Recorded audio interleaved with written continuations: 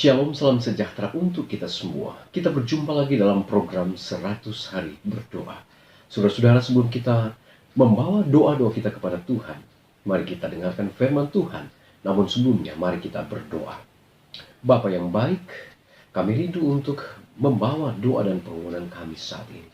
Namun kami rindu untuk mendengarkan firman Tuhan. Tuntunlah dengan Roh Kudus-Mu, berfirmanlah kami siap mendengar. Dalam nama Yesus kami sudah berdoa. Amin. Saudara, judul pembahasan kita pada saat ini adalah The Best Gift atau pemberian terbaik.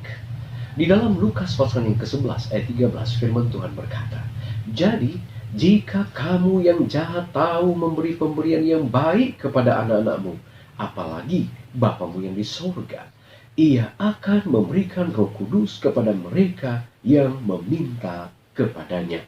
Saudara yang kekasih, kalau kita sebagai orang tua, kira-kira apa yang kita akan berikan kepada anak-anak kita saat mereka meminta sesuatu kepada kita? Apalagi di saat-saat kenaikan kelas, kemudian mereka mendapat juara 1, 2, atau juara 3. Saya yakin dengan pasti, apa yang mereka minta, kita akan berikan sesuai dengan kemampuan kita. Mengapa demikian? Oleh karena dengan tujuan agar bisa mendorong dia, memberikan semangat kepada dia, agar di tahun pelajaran ke depan dia pun akan mempertahankan akan pencapaian yang dia sudah miliki, dan dia boleh sukses menjadi seorang yang tentunya berhasil menjadi kebanggaan orang tua di kemudian hari. Pemberian yang terbaik pasti kita akan berikan. Saudara yang kekasih, Lukas 11 ayat 13 mengatakan bahwa apalagi Bapamu yang di surga, Ia akan memberikan Roh Kudus kepada mereka yang meminta kepadanya. Ini adalah merupakan judul kita pada hari ini. The best gift, pemberian yang terbaik yang berasal dari Tuhan untuk manusia adalah Roh Kudus. Mengapa saudara-saudara? Kenapa saya katakan ini adalah merupakan pemberian yang terbaik?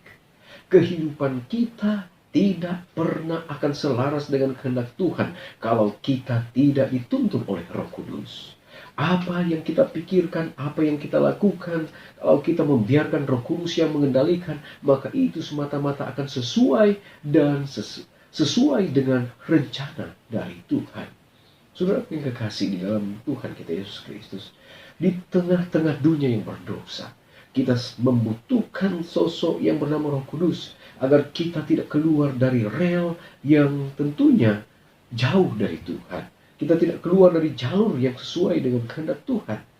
Kalau kita dituntun oleh Roh Kudus, maka segala sesuatu yang kita pikirkan, yang kita lakukan, yang kita kerjakan pasti adalah sesuai dengan kehendak Tuhan.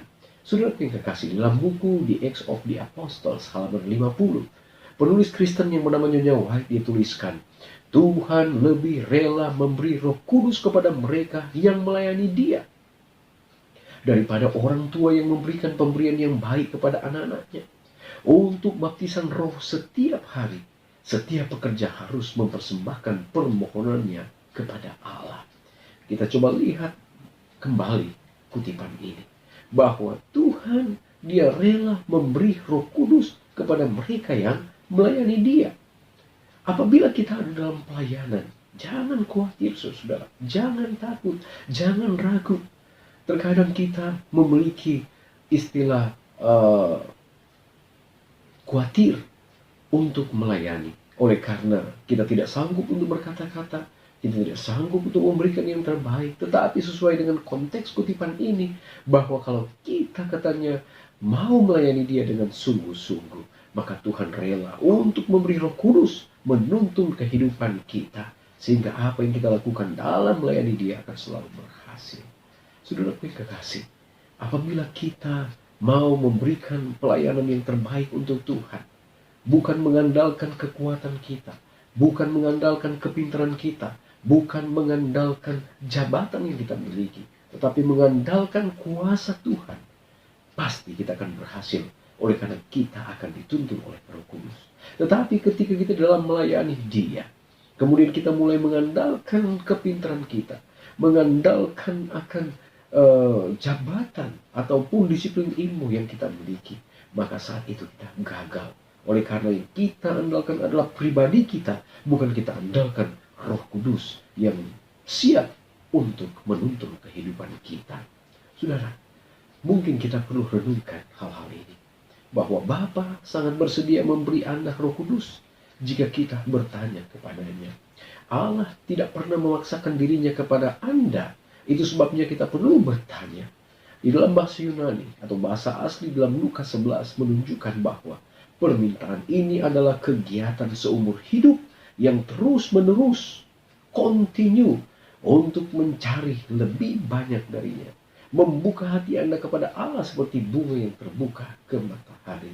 Artinya saudara-saudara, saat mana kita terlahir ke dunia ini, sepanjang kehidupan kita, kita membutuhkan yang namanya Roh Kudus yang boleh memoles kita, yang boleh mengarahkan kita, yang akan menuntun kita kepada garis atau tujuan yang Allah kehendaki sebagai orang-orang percaya.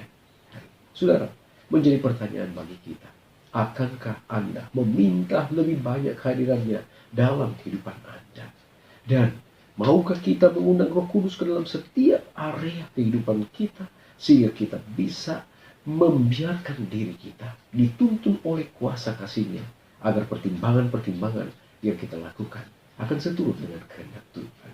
Satu ayat terakhir, Roma 12 ayat 1. Karena itu saudara-saudara, demi kemurahan Allah, aku menasihatkan kamu supaya kamu mempersembahkan tubuhmu sebagai persembahan yang hidup, yang kudus dan yang berkenan kepada Allah. Itu adalah ibadahmu yang sejati.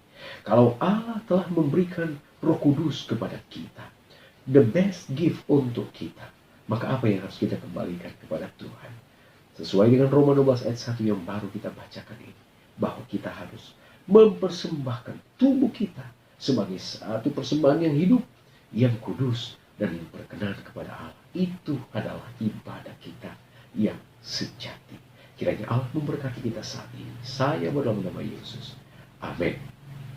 Baik saudara-saudara, kita akan datang pada doa saat ini. Ada 4 pokok doa yang kita akan doakan. Yang pertama, kita berdoa untuk anggota gereja yang murtad selama pandemi ini, agar Roh Kudus berbicara kepada mereka, menuntun mereka untuk mereka boleh kembali dan bertobat.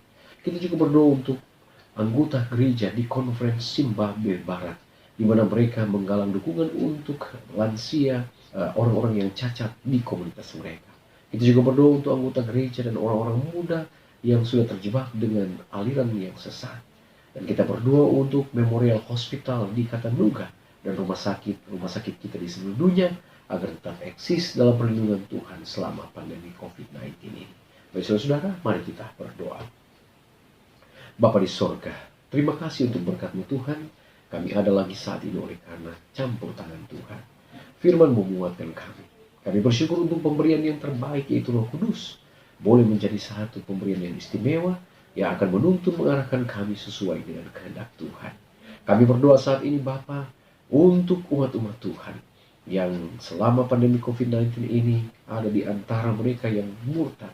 Biarlah Tuhan, Engkau tolong, campur tangan, Roh Kudus-Mu akan menggerak hati mereka, agar mereka boleh kembali dan bertobat menjadi umat-umat Tuhan yang setia, sambil menantikan hari Maranatha yang semakin mendekat. Kami juga berdoa Tuhan untuk anggota gereja yang berada di Konferensi Zimbabwe Barat, di mana mereka saat ini mereka menggalang dana untuk para lansia, orang-orang cacat dan membutuhkan pertolongan. Tuhan berkati, agar di dalamnya apa yang menjadi rencana dan tujuan mereka akan berjalan sesuai dengan petunjuk Tuhan. Bapa di sorga, kami juga berdoa Tuhan untuk anggota gereja, mantan anggota gereja, bahkan atau orang-orang muda yang terjebak dengan aliran-aliran sesat. Kiranya Tuhan campur tangan, agar mereka boleh secepatnya berbalik dan bertobat, keluar dari ajaran-ajaran sesat yang tentunya menuntun mereka ke arah yang tidak baik. Kami juga berdoa saat ini Bapak untuk Memorial Hospital yang berada di Chattanooga, bahkan semua rumah sakit atau venue di seluruh dunia. Tuhan berkati, agar kiranya selama pandemi COVID-19 ini mereka tetap eksis, baik para dokter, para medis yang perawat, dan juga staf yang melayani. Tuhan berkati, dan mereka membutuhkan finansial yang cukup untuk operasional dari rumah-rumah sakit ini Bapak. Tuhan berkati, Tuhan akan siapkan. Terima kasih Bapak, ini menjadi doa kami. Ampuni dosa kami, dalam nama Yesus kami sudah berdoa. Amin. Baik saudara-saudara, pertemuan kita saat ini telah selesai. Mari kita akan jumpa lagi pada besok hari. Mari berdoa, kita tidak berdoa sendirian. Tuhan Yesus memberkati kita.